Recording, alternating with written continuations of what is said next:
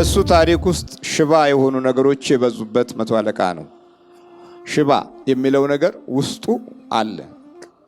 መቶ አለቃ ሆኖ ሽባ የሚያይ ነው። በመልካም መንገድ የተቃና ሆኖ ጠላታችን ከውስጣችን እንዳይወጣ ሁል ጊዜ የምናዘነብለው ለጠላት የሚሰጥ ሐሳብ እና ቋንቋ ከውስጣችን ሲወጣ እንኳ አንደነግጥም። የተባረከ ነው ከምንል ይልቅ የተረገመ ነው ማለት ይቀለናል። ቅዱስ ነው ከሚባል ይልቅ እርኩስ ነው የሚለው ቃል ይቀለናል። አሜሪካኖች ልጆቻቸውን እየቀጡ ያሳድጋሉ። አንተ ወደዛ ስትሄድ ግን የምትወልዳቸው ልጆች እንዳይቀጡ ይፈልጋሉ። ለምን? ደደብ እንዲሆኑ ነው። ቀኖች ሁሉ መራራ ይሆናሉ። የፍጻሜ ዘመን ላይ ቀኖች እንደሚመሩ ይነግረናል። መራራ ቀኖች፣ የመራራ ዘመን፣ የመራራ ጊዜ እንደሚመጣ የእግዚአብሔርን ቃል የምትራቡበት ዘመን ይመጣል። ይኸውም የእግዚአብሔር ቃል ነው ረሃቡ። ሰው የእግዚአብሔር ቃል ከውስጡ ሲጠፋና ሲያጣ በሁሉም መንገድ የሄደበት መስመሮች ሁሉ ይጨላልማሉ። እዛው ምዕራፍ ላይ ደግሞ ቀን ሳለ ሁሉም ነገር ይጨልማል ይላል። አመል እየታገለህ ነው። በአሁኑ ጊዜ ክፉ ነገር፣ ክፉ አመል፣ ክፉ ጠባይ፣ ክፉ ባህሪ እየታገለህ ነው። ቤት ውስጥ ዲያብሎስ እየታገለህ ነው። የውርስ መንፈስ እየታገለህ ነው። ሽባነት ነው ይሄ። ጌታ ሆይ ቃልህን ላክ ልንል የሚገባው ዘመን ቢኖር አሁን ነው። እውቀት በራሱ ሌላ ሽባነት ነው።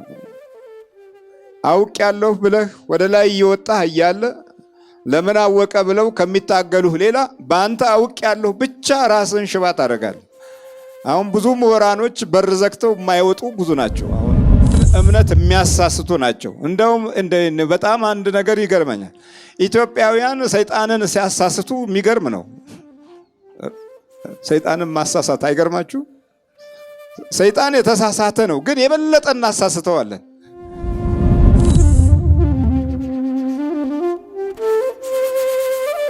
በስመ አብ ወወልድ ወመንፈስ ቅዱስ አሐዱ አምላክ አሜን።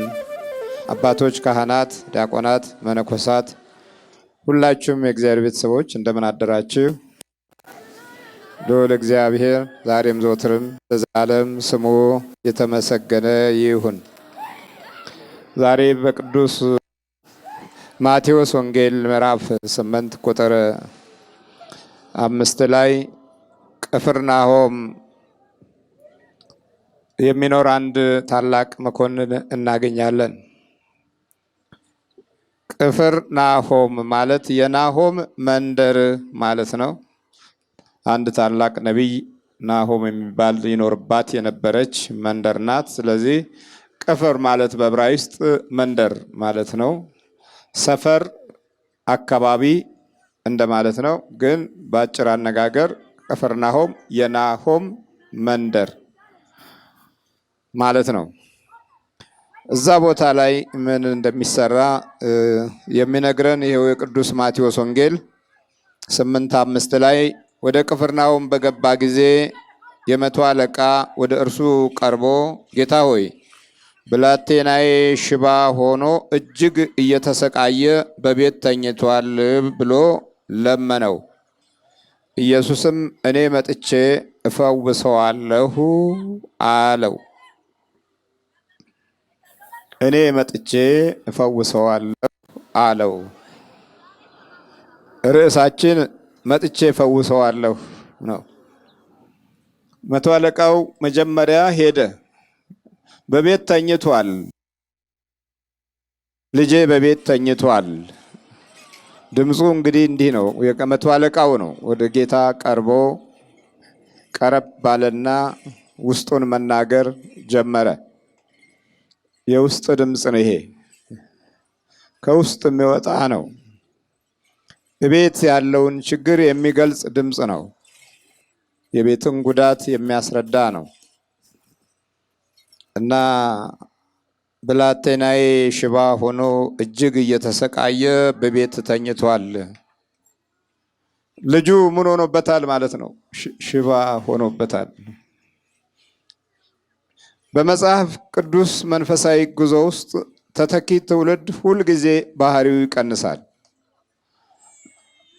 እዚህ መቶ አለቃው ወደ መቶ አለቅነት ማዕረግ እስኪደርስ ድረስ የነበረው መንገድና ጉዞ ብዙ ፈተና ያለበት ቢሆንም ግን አሁን መቶ አለቃው የሚያየው ሽባ ልጅ ነው።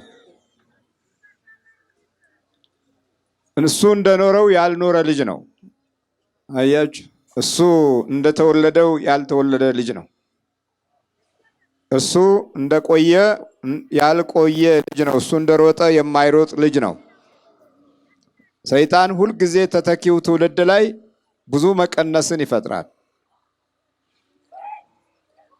ሁልጊዜ ብዙ መቀነስ፣ ብዙ መውደቅ፣ ብዙ መውረድ፣ ብዙ በመልካም ሁኔታ ውስጥ የምናልፍበትን እድል እንድናጣ ማድረግ የተለመደ ጉዞ ነው። ኤልሳቤጥ የማኅፀንሽ ፍሬ ብሩክ ነው ብላ ስትተነብይና ስትናገር የታያት ነገር ነበር። እርሱም የዓለም መድኃኒት የሆነው ጌታ እንደሚወለድ ብዙ የመንፈስ ቅዱስ ኃይልና ጥበብ ገልጾላታል። ክርስቶስ ሳይወለድ ኤልሳቤጥ የሚወለደውን አይታለች። ይህ መኮንን ግን የሚወለደውን ልጅ አላየም። ይወለዳል ብሎ ተወለደ። ሲወለድ ግን እንደ እርሱ የማይሄድ ሽባ የሚሆን ልጅ ነው። አየ፣ ማዕረጉ ማዕረግተኛን ልጅ አላስገኘም። መቶ አለቃ ነው እኮ ነው የሚለው እዚህ ጋር።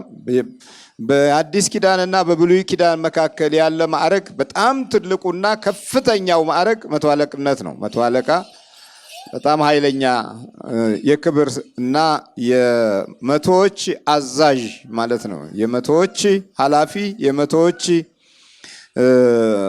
መሪ፣ የመቶዎች አስታጣቂ፣ የመቶዎችን ኃይል አዛዥ የሆነ ነው መቶ አለቃ። አሁን መቶ አለቃ መቶ ሰው እየመራ የመቶ ሰው አለቃ ሆኖ ቤቱ ምን ሆኗል ማለት ነው? የሚሰቃይ ልጅ አለ። ሽባ የሆነ ቤት ውስጥ ሽባ ሆኗል። አየ፣ እንዲህ ነው ስቃይ። ለብዙዎች መሪዎች ሆነው እያሉ በሕይወታቸው እና በኑሯቸው ውስጥ እንደዚሁ ሽባ የሆነ ነገር ያለባቸው በጣም ብዙ ናቸው። እግዚአብሔር ምሕረቱን ያብዛልን። ይኸው ሽባ የሆነ ልጅ ቁጭ ብሏል ቤት። ምንም ማድረግ አልቻለም። ባለሙያ ጋር ሄደ፣ በሕክምናው ሄደ፣ በሁሉም መንገድ ሮጠ፣ በሁሉም መንገድ ደከመ፣ በሁሉም መንገድ አገልግሎቱን ሁሉ ኃላፊነቱን ስፍራ ሁሉንም መንገድ ሞከረ። ግን ሽባ የሆነ ነገር አለ። ትውልድ ሲተካ፣ ትውልድ በሰው ሕይወት ውስጥ ሲበዛ፣ በሰው አኗኗር ውስጥ ሰው ሲጨምር፣ ዲያብሎስ እንደዚህ ትውልድን የመቅደም ችሎታ አለው። ሽባ ማድረግ፣ ማንኛውም እንቅስቃሴ ዳከም፣ ማንኛውን ማካሄድ መጣል፣ ማንኛውን ማካሄድ ማበላሸት ከዚህ ከመንፈስ ዓለም ውስጥ የሚታይ ትልቁ ችግር ነው። ታዲያ መቶ አለቃው የሚከተሉትን መንገዶች እንደሄደ እናያለን። ወደ እርሱ ቀርቦ ይላል። ወደ ማቀረበ ወደ ጌታ ቀረበ። ወደ እርሱ ቀርቦ ማዕረጉ አልከለከለውም። አሁን ብዙ ማዕረግተኞች እዚህ ጋር ይመጡና መንፈሱ እንኳ ተይዞላቸው ድንገት ይመጡና ድንገት ይያዝላቸዋል። የዚህ ጊዜ እኔ ባለስልጣን ነኝ፣ ብዙ ሰው ያቀኛል፣ እኔ ወንበር አለኝ፣ እኔ በከፍታ የተቀመጥኩ ነኝ። ይሄ ታዲያ እንደዚህ መንፈስ እንደዚህ ሲጥለኝ ሲያዩ ይንቁኛል፣ ያዋርዱኛል ብለው ተሸማቀው ራሳቸውን እና ቤተሰባቸውን በመንፈስ የሚጎዱ፣ ስለ ማዕረጋቸው የሚሞቱ፣ ስለ ማዕረጋቸው ስለ ትልቅነታቸው ራሳቸውን በትልቅ ቦታ አስቀምጠው ስቃይን የሚያቆዩ፣ ራሳቸው በራሳቸው ለጥፋት የተዘጋጁ፣ ጠባያቸው መንገድ ያበላሸባቸው በጣም ብዙ ናቸው። በጣም ትልቅነታቸውን ብቻ በማየት እንዴ እኔ ቤተ ክርስቲያን ብታይ ይላሉ አንዳንድ በርዕዮተ ዓለም ስፍራ ውስጥ የሚኖሩ ሰዎች። ፍርሃታቸውና ትልቁ ሲሞቱ ብቻ ተሸክመዋቸው እንዲሄዱ እንጂ በአካላቸው እንዲመጡ ፈቃደኞች አይደሉም። ሚስቶቻቸው ይመጣሉ፣ ልጆቻቸው ይመጣሉ፣ እነርሱ ግን በስቃይ ላይ ናቸው። ሌላው ወደዚህ የሚመጡት ልጆቻቸውና የነሱ መንፈስ እነሱ ላይ ያርፋልና እዛ ይጠብቃቸዋል። የመናፍስት መኖሪያ ሆነው። ይሄ መቶ አለቃ ግን እንደዚህ አላደረገም። የብዙ መቶ አለቃዎች ማዕረግተኛ ነኝ ብሎ አልፈራም። ስላለ መፍራቱ እግዚአብሔር የተመሰገነ ይሁን። አልፈራም። ወደ ጌታ ብቻ ቀርቦ ደግሞ ዝም የሚሉም አሉ። እዚህ ግን የሚመጡና የሰውን ነገር ያዩና ጉድ እኮ ነው እያሉ ደግሞ የሚመለሱ አሉ። ይህም ሰው መቅረብ ብቻ አይደለም፣ እዚህ ቀረብ ቢሉና ጠበል ሲጀመርም የሚሸሹ አሉ። አሃ ከፈነዳ ከጮኸ ይላሉ። ለዲያብሎስ ያዝናሉ። ውስጣቸው ላለው የጥፋት መንፈስ ቦታ ይሰጡታል። አሊያም ከውስጥ ያለው ምክር ይቀበላሉ። ዞር በላው ምን ታደርጋለህ? አይተሃል፣ በቃ ይበቃሃል ይላል። በየሰዓቱ ህሊናውን የሚያደነዝዝ መንፈስ ስለሆነ አመራሩን በውስጡ የመንፈሱ ኃይል ተቆጣጥሮት ይገዛዋል። ስለዚህ ያሸሽሃል። ልክ በቃ የመያዣው ሰዓትማ ሲቀርብ እንደደነበረ ሰው ነው የሚያስደነብረው። እና ቀረበና ከዛ መነጋገር ሊጀምር ነው። ድምፅ ለድምፅ መተላለፍ የሚችልበትን አጋጣሚ ሊያገኝ ነው። ወደ እርሱ ቀርቦ ጌታ ሆይ አለው። እየተያዩ ነው። ከፈጣሪው ጋር መተያየት የጀመረ መቶ አለቃ፣ ማዕረጉና ስልጣኑ ያልከለከለው መቶ አለቃ፣ የቤቱን ችግር የሚናገር መቶ አለቃ፣ ለቀጣዩ ትውልድ የሚያስብ መቶ አለቃ ነው። ይሄ እንደው ዝም ብሎ መቶ አለቃ። ብዙ መቶ አለቃዎች አሉ፣ ለትውልድ የማያስቡ ለቀጣይ ሁኔታ የማያዩ ቀጣዩን ነገር የማያስተውሉ ብዙ መቶ አለቆች አሉ። እሱ ግን ይኸው ብላቴናዬ ሽባ ሆኖ እጅግ እየተሰቃየ በቤት ተኝቷል። ሽባ ሆኖ እየተሰቃየ በቤት ተኝቷል። ቤቱ የታመመበት መቶ አለቃ ነው። ኑሮውና ትውልዱ የወደቀበት መቶ አለቃ ነው። ሁሉ ነገር በሱ ታሪክ ውስጥ ሽባ የሆኑ ነገሮች የበዙበት መቶ አለቃ ነው። ሽባ የሚለው ነገር ውስጡ አለ። መቶ አለቃ ሆኖ ሽባ የሚያይ ነው። አየህ፣ ማዕረግተኛ ሆኖ ሽባ የሚያይ ነው። ጠዋት ሲወጣ ሽባ አይቶ ነው የሚወጣው። ማታ ሲገባ ሽባውን አይቶ ነው የሚገባው። እንዴት ነው ይሄ ነገር? ብዙዎቻችን እንደዚሁ አይደለን? ሽባ የሆነ ነገር ሳናይ የኖርንበታል። ከጠባያችን እስከ ኑሯችን፣ ከእውቀታችን እስከ ቤተሰባችን ሽባ የበዛበት፣ ወዴትም አይሄድም ማለት ነው። ሽባ ወዴትም አይራመድም፣ ወዴትም አይገፋም፣ ወዴትም አይንቀሳቀስም። ግን መንቀሳቀስ የሚችለውን ነገር እንዳይንቀሳቀስ የተደረገበት፣ መሮጥ ስትችል መሮጥ እንዳትችል፣ መስራት ስትችል መስራት እንዳትችል፣ ማትረፍ ስትችል ማትረፍ እንዳትችል ሽባ የሚያደርግ ነገር የበዛበት ቤት ውስጥ አለ። መቶ አለቃው የተቸገረው በዚህ ነው። ከዛም በላይ ደግሞ ሲያየው ስቃይ ነው። ስለዚህ መሸሽ አልቻለም፣ መራቅ አልቻለም። ወደ ጌታው ረውጠና ጌታ ሆይ ይሄው አለ እንደዚህ ነው። ከዛ በኋላ ኢየሱስም እኔ መጥቼ ፈውሰዋለሁ አለው። በቃ ይሄ ነው፣ የሚያስገርም ነገር ነው። እግዚአብሔር ስሙ የተመሰገነ ይሁን።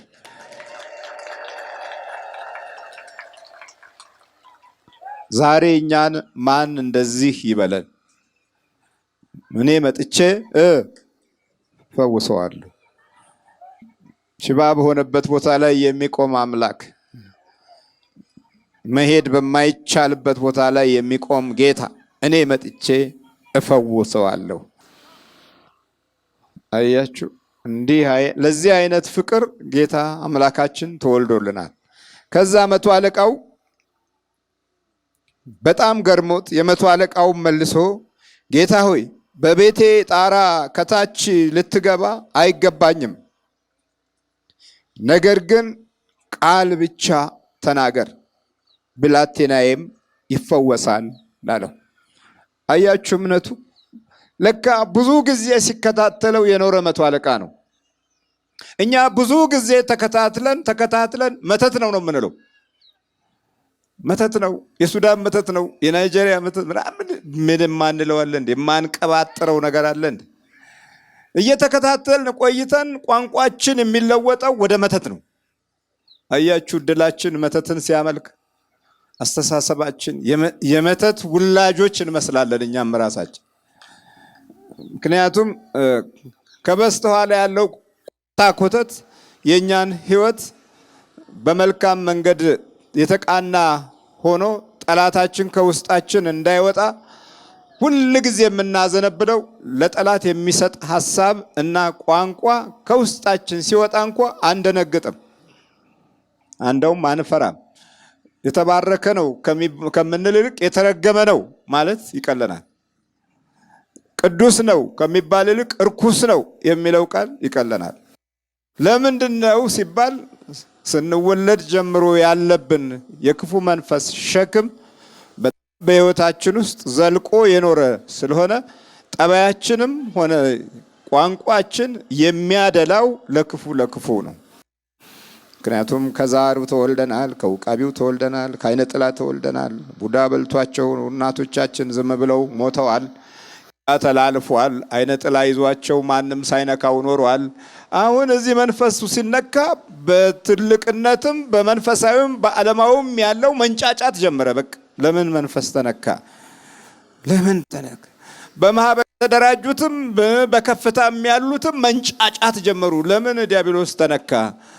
ለምን ሰይጣን እንደዚህ በመድረክ መለፍለፍ ቻለ? ስለዚህ መተት በመተት ነው ማለት ጀመርን። መተትም በመተትማ ታዲያ እስከዛሬ ነበራችሁ። እስከዛሬ ለምን ይሄ ያልተከናወነም? እስከዛሬ ለምን በሰው ችግር ውስጥ አልተደረሰም ነበረ? ለምን በስተጀርባ ያለው ወሬያችን ለምን ወደ ፊት ለፊት አይወጣም ነበረ? ስለዚህ ይኸውላችሁ መቶ አለቃው በሚገባ ጌታውን የሚከታተል ብርቱ ሰው ነው። ለዚህም ነው ማዕረጉን ሳይቆጥር ወደ አምላኩ የመጣው። ማዕረጉን እየቆጠረ ከፍታውን እየቆጠረ ከእግዚአብሔር የሚልቅ ገንዘብ የሚያስርቀው ሀብት የሚያስርቀው በጣም ብዙ ዘመዶች አሉን። ዘመዶቻችን ብዙ ናቸው። እኛ በእኛ ደረጃ እዛ ሄዶ መታየት ወይም እዛ ሄዶ መጮህ አላስፈላጊ ነው ብለው ሞታቸውን ጠብቀው አንዳንዶቹም በዚሁ ተጠልፈው ይሄዱ እና በእድር እና በቤተሰብ ሸክም ወደ መቃብር የመጡ በጣም ብዙ ናቸው። ዳንኪራ ያለበት ዓለም ያጨበጨበበት ቦታ ላይ ይገኛሉ። የፈውስና በመንፈሳዊ በረከት የሚፈለግበት ቦታ ላይ ግን ይሸሻሉ። እንግዲህ ይሄ ወዴት ምን አይነት ዝንባሌ በምን አይነት መንፈስ እንደሚመሩ ለመለየት ብዙ አያስቸግርም። መቶ አለቃው መልሶ ጌታዊ በቤቴ ጣራ ከታች ልትገባ አይገባኝም፣ ነገር ግን ቃል ብቻ ተናገር ብላቴናዬም ይፈወሳል። እኔ ደግሞ ለሌሎች ተገዢ ነኝና ከኔም በታች ጭፍራ አለኝ።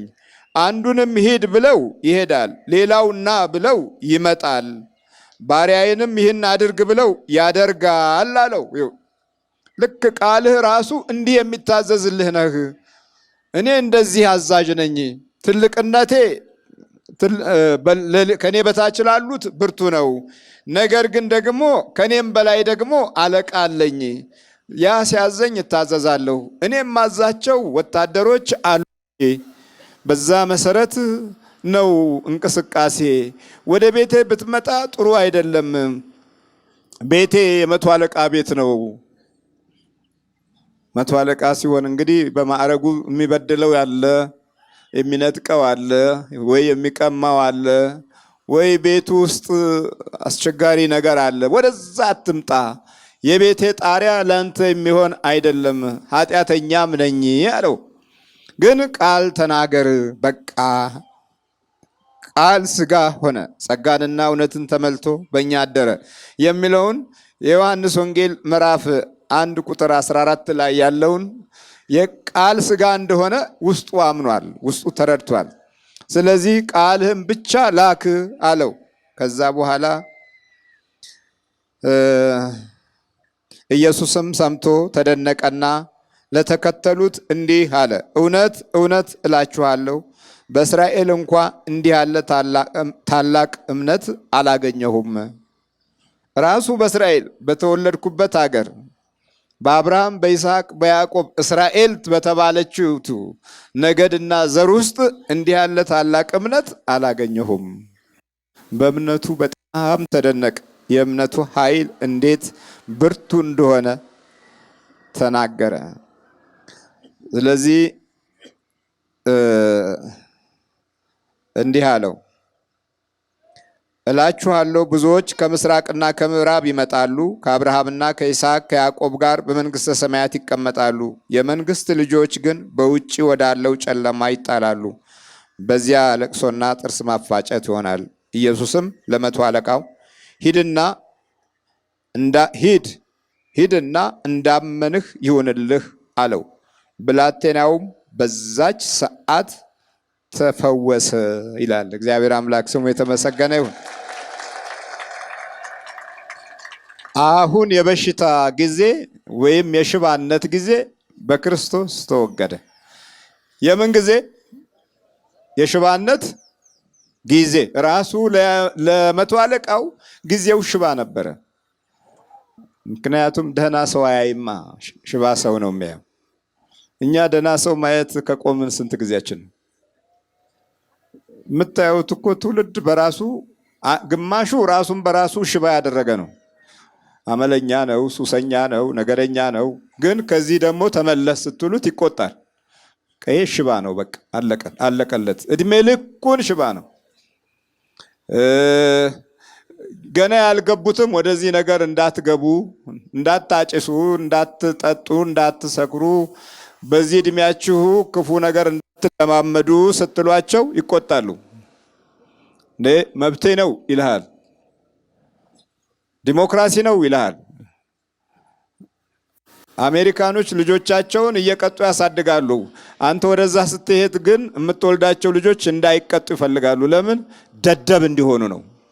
ደንበኛ ደደቦች። አሁን የዲሞክራሲ ደደቦች በጣም ብዙ ናቸው። የአሜሪካ ዲሞክራሲ የፈጠራቸው ደደቦች በጣም ብዙ ናቸው። ምክንያቱም መንፈሳዊ መንገድም አያውቁም፣ ተው መባልን አያውቁም፣ ወደ በጎ መንገድ ተመለሱ የሚባል ነገርን አያውቁም። እምቢ የሚሉ ናቸው ወይም ኖ የሚሉ ናቸው። ሁሉም ቦታ ላይ ኖ ነው። ስራ ኖ፣ ተማር ኖ፣ ብላ ኖ፣ እኔ የፈለኩ ጊዜ በላለሁ ኖ ነው በቃ። ተኛ ኖ፣ አንተ ባልከኝ አይደለም ምተኛው፣ ስፈልግ ነው ምተኛው። ኖ ብቻ ነው ኖ። የአሜሪካውም የሌሎች ዓለም ዲሞክራቶች ኖ የሚሉ ልጆች ነው የተወለዱበት። የኖ ልጆች ናቸው። በቃ ኖ ኖ ኖ ነው። እዚህም ሲመጡ ኖ ኖ ነው ኖ ኖ ነው። በቃ የኖ ትውልድ ላይ መድረሱ በራሱ የሽባነትን ኃይል አጠናክሯል። ስለዚህ እንደ ሀገርህ አስብ አይሆንም፣ እንደ ሌሎች ዓለምም አስብ አይሆንም። እንደዚህ አበላሽተዋቸው ደግሞ ዜጎቻችን ናቸው አይሎ አንድ ጥቁር አለ እዚህ የተበላሽ ይስቁበታል፣ ያሾፉበታል፣ ይጫወቱበታል። የማደንዘዣን መድኃኒቶች ይማሩበታል፣ ያስተምሩበታል። እና እንደዚህ አይነት የተዘበራረቀ ሽባነት የበዛበት ጊዜና ሰዓት ነው። ስለዚህ ሽባነታችን በብዙ መንገድ ሁለንተናዊ በሆነ አኳኋን የኛም እንደዛው ነው። ስለዚህ ኢየሱስም ለመቶ አለቃው ሂድ እንዳመን ይሆንልህ አለው። ብላቴናው በዚያች ሰዓት ተፈወሰ። ወዲያው በቃ ቃል ብቻ ሂድና በቃ ታየዋለህ አለው። ሲሄድ ተፈውሶ አገኘው። በስንት ሰዓት ነው የነቃው? በስንት ሰዓት ነው መሄድ የጀመረው ብሎ ሲጠይቅ ልክ ሰዓቷም ያው ቃል ተናገር ያለበት ጊዜ ነው። ጌታውን መቶ አለቃው አዘዘን። ቃል ብቻ ተናገር የኔ ጌታ አለ። በቃ ሌላ ነገር የለም። ስለዚህ የቃሉ ኃይል በዚህ ዘመን ያስፈልገናል። የቃሉ ኃይል ከሌለ በጣም ለዚህ ነው አሞጽ ምዕራፍ ትንቢተ አሞጽ ምዕራፍ 8 ላይ አንድ ታላቅ ቃል ይናገራል።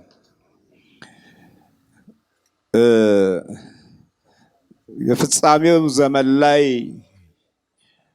ቀኖች ሁሉ መራራ ይሆናሉ ይላል። ቀኖች ሁሉ መራራ ይሆናሉ። የፍጻሜ ዘመን ላይ ቀኖች እንደሚመሩ ይነግረናል። መራራ ቀኖች፣ የመራራ ዘመን፣ የመራራ ጊዜ እንደሚመጣ ግን ደግሞ ኃይለኛ ረሃብ ይይዛቸዋል። የምን ረሃብ ሲባል የእህል አይደለም የውሃም አይደለም ይላል። የእግዚአብሔርን ቃል የምትራቡበት ዘመን ይመጣል። ይኸውም የእግዚአብሔር ቃል ነው ረሃቡ። ሰው የእግዚአብሔር ቃል ከውስጡ ሲጠፋና ሲያጣ በሁሉም መንገድ የሄደበት መስመሮች ሁሉ ይጨላልማሉ። እዛው ምዕራፍ ላይ ደግሞ ቀን ሳለ ሁሉም ነገር ይጨልማል ይላል። ቀን ሳለ፣ ቀኑ እያለ ጨለማ ነው። ምክንያቱም የእግዚአብሔር ቃል ከሰዎች ሕይወት ጋር ተያይዞ ያልተኖረበት ሕይወት ስለሆነ ሁሉም በራሱ መስገብገብ ዓለምን ወደ ጨለማ ይወስዳታል። ሰዎች እየተስገበገቡ ነው የሚኖሩት። ሩጫቸው ጥሎ ለማለፍ ነው፣ ወይም በዕለት ኑሮ ውስጥ የጎደለውን ለማሟላት ነው። በዚህ ውስጥ እንግዲህ ያለውን ስናይ ከሰዎች በረከት ሳይጠበቅ በትግል የምንኖርበት ኑሮ ነው ማለት። አንዱ ለአንዱ በረከት አይሆንም፣ አንዱ ለአንዱ ጠላት ነው የሚሆነው እና ሽባነት አለ። የጊዜ ሽባነት። የጊዜ ሽባነት ሲቆም መቶ አለቃው ጊዜው እንግዲህ የቆመ የሚሮጥ ደስ የሚለው ልጅ ላይ ነው። ተተኪው ትውልድ ላይ ክርስቶስ ካልነካው ልክ እንደዚህ ነው። ተተኪ ትውልድ ላይ አምላክ ካልነካው ሽባነት ይበረታል። እንግዲህ ወደ ግል ሕይወት ደግሞ ተመልከተው። አሁን ሽባነት አመል እየታገለህ ነው። በአሁኑ ጊዜ ክፉ ነገር፣ ክፉ አመል፣ ክፉ ጠባይ፣ ክፉ ባህሪ እየታገለህ ነው ቤት ውስጥ። ይሄን እንዴት የሽባነት አንደኛው አካል ነው። መንፈስ እየታገለህ ነው። ዲያብሎስ እየታገለህ ነው። የውርስ መንፈስ እየታገለህ ነው። ሽባነት ነው ይሄ። ጌታ ሆይ ቃልህን ላክ ልንል የሚገባው ዘመን ቢኖር አሁን ነው። እድገትህ እየታገለህ ነው። ስታድግ ከፍ ስትል የሚያዩ ብዙ ቡዶች አሉ። ብዙ ቡዶች ደግሞ የሚገርመው ቡዳው ከየትም አይመጣም። እዛው የሚያውቁህ እዛው አብረውህ ያሉ ጎበዝ በርታ እያሉ የሚያበረታቱህ መልሰው እንደገና ሊያጠፉህ ተደብቀው እየሳቁ ያሴሩብሃል። ይሄ ሽባነት ነው። የትውልድ ሽባነት። እውቀት በራሱ ሌላ ሽባነት ነው። አውቅ ያለሁ ብለህ ወደ ላይ እየወጣህ እያለ ለምን አወቀ ብለው ከሚታገሉህ ሌላ በአንተ አውቅ ያለሁ ብቻ ራስን ሽባ ታደርጋለህ።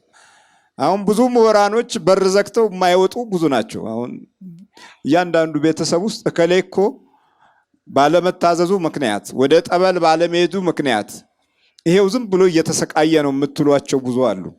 ብዙ አሉ እኮ ኑ እንሂድ ስትሏቸው የማይሄዱ፣ ተነሱ ስትሏቸው የማይነሱ፣ ኑ ውጡ ስትሏቸው የማይወጡ፣ እንዳውም ጭራሽ እናንተን የሚያስፈራሩ ዞር በል አጠገቤ አትድረስ ምን ሆኛለሁ እያለ መልሶ የሚያስደነግጥህ የሚናገረው ነገር ሳይንቲስት ይመስላል። የሚያወራው ወሬ ማለት ነው። ደግሞ የሚሰራው ስራ ደግሞ ከሚያወራው ነገር የወረደ እንደው አንድ ተራ ምስኪን ድሃ የማያደርገውን ነገር ያደርጋል። የሚያወራው መንኮራኩር ላይ ደርሶ የመጣ ይመስላል ሲያወራ፣ ግን በባህሪው ደግሞ መታዘዝ ላይ የለበትም። እና በዚህ ግራ ተጋብታችሁ አይ ይሄ ሰው እንዴት ነው ይባላል። መጨረሻ እብድና ጭራንቁሳም ነገር ሆኖ እድሜውን ወይ ራሷን አጥፍቶ በዲያብሎስ የሚጠናቀቅ ይሆናል። እንዲህ አይነት ሆኗል። አሁን የተማረ የተባለው አዋቂ የተባለው ምሁር የተባለው ክፍል ደንዝዟል። እንዲህ አይነት ግለሰባዊ ሽባነት የበዛበት ህይወት ላይ ነው ያለን እና ማን ይናገርልን ነው አሁን ጥያቄው። ለዛ ልጅስ መቶ አለቃው ነበረው፣ ለኛ ማን አለን? እስቲ ያው ማን አለን? መቶ አለቃው ጌታውን አውቆ ነው ልጄን ያድንልኛል ብሎ። ለኛ ማን ያድንልናል ይበል? እዚህ መሰብሰባችሁም እንኳን ግድ ሆኖ ነው ግድ ሆኖ እንጂ ብዙዎች ፈቃደኞች አይደሉም። ብዙዎች በጎዎች አይደሉም። በእውነት መዳናችንን የማይወዱ በጣም ብዙ ናቸው። መፈወሳችንን የማይፈልጉ በጣም ብዙ ናቸው። ትልልቆቻችን የእናንተን መዳን የሚጋፉ ናቸው። ወደ ሌላ አቅጣጫ የሚገፉ ናቸው። እንደውም የምታምኑትን እምነት የሚያሳስቱ ናቸው። እንደውም በጣም አንድ ነገር ይገርመኛል። ኢትዮጵያውያን ሰይጣንን ሲያሳስቱ የሚገርም ነው። ሰይጣንን ማሳሳት አይገርማችሁ? ሰይጣን የተሳሳተ ነው፣ ግን የበለጠ እናሳስተዋለን። ደንበኛ የተሳሳተ መንፈስ እንዲሆን እናደርገዋለን። አሻሽለነዋል፣ እሱን እያሳሳትን ማለት ነው። በእርግጥም ብዙ የተሻሻለ ባህሪ አሳይቷል ሰይጣን። ለምን? ዘዴዎቹን፣ አያያዝ ችሎታው። ድሮ በሽንኩርት የሚወጣው ሰይጣን ዛሬ በኑክሌር ብትሉ አይወጣም። በመድፍ ብትተኩስበት አይደነግጥም። ድሮ መሳሪያ ሲጮህ ይሸሻል ይባል ነበረ ቡዳውም። እና አባቶች አንዳንድ ጥይት ይተኩሱና ያስደነግጡታል። ከዛ ወይ ልብ ውስጥ ዝም ይላል ወይ ይወጣ ነበረ። አሁን ዛሬ ጌታ በጀት ብትለውም አይወጣም። አንተን አስመትቶ እሱ ያጨበጭባል። እና ስለዚህ ብዙ ጊዜ ክፋታችን እንደ ክፉ መንፈስ አሳስቶታል። እሱ ወድቋል። ከወደቀ በኋላ ያው ምድረ በዳና እዚህ በየንትኑ በሌል ኩስኩሱ ቦታ ላይ ነው የወደቀው። አሁን ከአንተ ጋር ግን ሳሎንና መኝታ ቤት ቁጭ ብሎ አብሮ ተኝቶ አብሮ በልቶ አብሮ ተወልዶ አብሮ አሳድግ ያለው የሚልበት ጊዜ ደረሰናይ። ማን ታዲያ ወደ ጌታ ያቅርበን? መቶ አለቃው እኮ ከነማዕረጉ ልጁን ፈውስልኝ አለ። ቤቱ ሁሉ እንዲፈወስ እድል አገኝ። ቤቱም ተፈወሰ፣ ጊዜውም ተፈወሰ፣ ልጁም ተፈወሰ፣ ራሱ መቶ አለቃውም ተፈወሰ። በታሪክ ውስጥም አንዱ የእግዚአብሔር ክብር መግለጫ ከነማዕረጉ ሲሆን ኢየሱስም አድንቆ በጣም ተደነቀና ለተከተሉት ሁሉ እንዲህ አላቸው፣ እውነት እላችኋለሁ በእስራኤል እንኳ እንዲህ ያለ ታላቅ እምነት አላገኘሁም። በቃ እምነቱ ታላቅ መሆኑ የተረጋገጠለት አማኝ መቶ አለቃ ሆነ ማለት ነው። አዎ፣ ስለዚህ ማዕረጋችን የሰው እንጂ የእግዚአብሔር አይደለምና በተቻለ መጠን ዋናውን የነፍሳችንን እና የመዳንን ጎዳና እንደገና በደንብ ልናስተውል ይገባል። ወደ ቤተ ክርስቲያን በመምጣታችን ማፈር የለብንም። መቶ አለቃው ወደ ጌታ በመቅረቡ አላፈረም። ወደ የሚፈወሱትን ሰዎች በረከት ለመካፈል መምጣታችን ቀልድ አይደለም እና የህይወት ጉዳይ ነው። የህይወት ጉዳይን እንደ መቀለጃ አድርገን ብዙ እድሜ ጊዜ ሰዓት አሳልፈናል። አሁን ግን እንደዛ የምንኖርበት ጊዜ አይደለም። ሽባ የሚበዛበት ጊዜ ነው። ሽባ ክርስቶስ ከሌለ ሽባው ይበዛል። አለኔ ምንም ማድረግ አትችሉም በማለት በዮሐንስ ወንጌል ምዕራፍ 15 ላይ ይነግራል። አለኔ ምንም ማድረግ አትችሉም። በቃ ይሄ የተረጋገጠ ነገር ነው። እናደርጋለን ብለን አምላክ የለም ብለን ነበረ። በማርክሲዝም ሌኒኒዝም እንመራለን ብለን ነበረ። ዛሬ ያ ነገር ቋንቋ፣ የዛ ሐሳብ፣ የዛ ትምህርት ብዙ ሚሊዮን ትውልዶችን አጥፍቶ ዝም አለ። አሁን ሐኪም ቤት ሮጥን ገንዘብን ጨረስን እንጂ በቃ ሌላ በሙያ ላይ ሙያ በእውቀት ላይ እውቀት የምንጨምረው ነገር የመናፍስትን ፈተና አላስወገደውም። ስለዚህ ችግራችን ጸንቶ ይቆያል።